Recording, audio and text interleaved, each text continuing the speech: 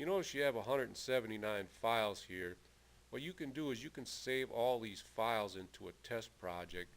So in other words, you could probably collect data on a probe for 5 years and have all this data grouped together. So in other words, you could pull up one file and you could see all the history data from the past.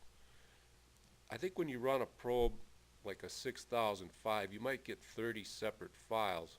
So 30 into 179, that's 6 years. And I don't know what the limitation are as far as these files. It may go up to 1,000. So let me show you this. You can save this as a project. And when you do that, it comes out here, and if there's multiple serial numbers in it, it just makes up a project 001. So I'm going to hit save.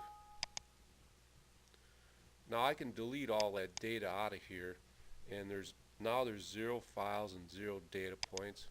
I can load it back in my first demo, and then I can just come in here and I can do load test project, and I have those 179 files back. There's one other thing you can do here. Show you this. These projects can be like assigned a sort of like a calibration record. And my idea was to make it so that you could like query sightline, and that would pull in some information about a particular probe. So you hit OK. And the other thing is, let me start a new sequence here. If you take this thing where it says log test equipment and you put it on test station 1, what it'll do is it'll pick up all the equipment that's on test station 1. And let me show you this just to show you what I'm talking about. This menu item allows you to see the equipment that's being used for the testing, and notice it's blank. So I can run this sequence, and you just put this in with the normal test. Then I go back over here and I can see all the equipment that was used. The other thing you can do is there's one that only stores the ones that are recorded on the certificate. So now I can go out here and I can do this save project, and I can clear that out. I can load in demo. I can go look up here in my device under test. There's nothing there, and the equipment used is blank.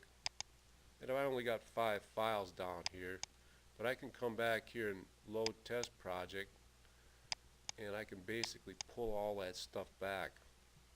So I got my 179 files. I have the device under test information, and I got the equipment that was used. And another thing this thing does that, well, let me demonstrate this. I'm going to clear all this data out, and if I run this sequence here, I think it takes like 4 or 5 frequency ranges and data on each axis. So I'm just going to run this, and it asks me for a serial number, it asks me for a model number, and it's a probe, and it's an engineering test. So when that goes out and runs, actually it didn't refresh this list, it captured that data. But another thing that it does is that it stores all the parameters for the equipment that was used. So if I go in here and look, I can see the probe correction information that's here, and I can turn it on, I can look at it, and you can see that it's similar to this information down here. So this also can be saved as a test project. Notice that it made up a serial number and a model number for me. So it can be done that simply. There's another thing you can do, and this is how I envisioned it working for the company. What you'd do is you'd clear this out, and you'd start a new project by clicking on this button here, and then it would come to this page here, and then you do a query of sightline, and this is just hard-coded because I was just trying to demonstrate it. And then like the technicians could put a comment in here, OK. Hit OK. And then it comes out here and it makes up a file name, and it's basically the serial number and the model number. So now I've started a project. So I could come out here and I could run this piece here. Let's just do that. It asks me if I want to load a project. I say yes, and I come out here and I select that one. And I'll say it's an initial test. And I could, I could go test another probe, swap a probe, and then I could come back here and I could say, let's do the next piece. And I could hit run sequence, and I could open this same one and say it's an initial test. And now I have 6 files in here. You can look at the data. I could clear all the data out, run a different probe, and then move on to the next piece, which would be this piece. I can run this. And since I cleared out the data, I have to reload the project. So I come back here and I load this again. It's still an initial test. So I go look at the data. And maybe I decide that this line here is not very good, so I'm going to rerun that piece. So I come up here, the sequencer, and I rerun this piece here.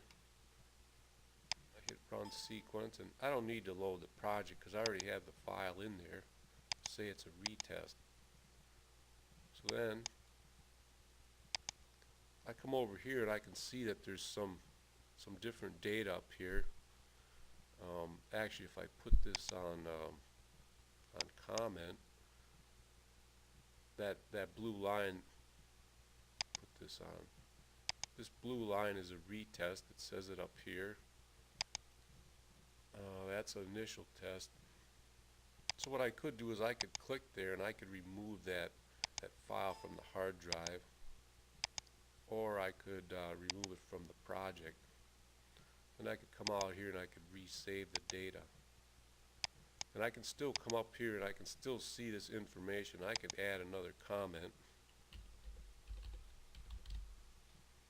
I'm not too good at typing. And I can save that to the project. And I can go in and look at the equipment that was used. So I have all this stuff, and right now there's 19 files in there. And maybe to run a test 1 year, it may require 30 files. So you could keep this data on one probe in this one file over time. Anyway, that about wraps up the demo. Thanks. Bye.